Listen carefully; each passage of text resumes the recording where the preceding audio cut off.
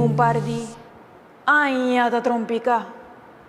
Riba e diseño di Amikubo. Mitin barrios, luna tatambalya. Riba e superficio di lo que mi vida aparabira. O Festival Internacional de Poesia na Medellín, la começa 1 de augustus acaba e é a full luna de augustus, mas recebi invitação na março acaba para participar.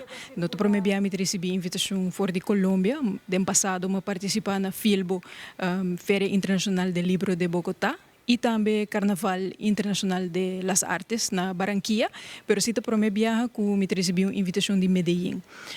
Tasina ku orboting festival nang internacional, nanta busca poeta de diferentes países, especialmente é unang novo, porque é unang ku noia de participar ainda, anto pasina invita diferentes poeta na escritora e também ora ku tin diferente idioma, despa nang idioma ta hopi importante.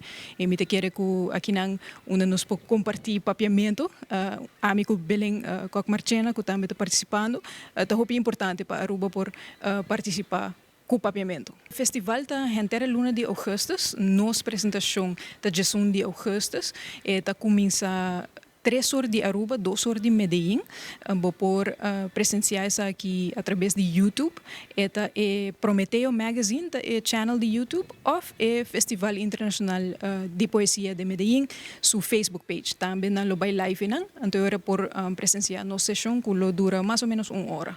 Para mim, vooral é aya que nos acaba de passar, 2020, que estava aya, me te quer duro para a maioria gente tem indústria de arte e cultura também. Normalmente, eu me recebi uma invitação assim, me tinha o honor de por visitar o país e conectar com outro poeta, né? Isso para mim é muito importante, é network que eu criar depois. Recentemente, eu fui Taiwan e Holanda, na festival de literatura e conexão e network que ser aí não te ku nos buki de muita hora traduzir na chinês dor de conexão como ser na Taiwan é tiki jammer que o festival tá virtual dor de situação pero é queda importante para nos seguir e me te quer me te esperando de futuro me lo por visitar Medellín também. Me te quer arte e literatura tá vivo. Nós podemos mirar esse também dor que nós recebemos uma invitação assim bonita e assim importante.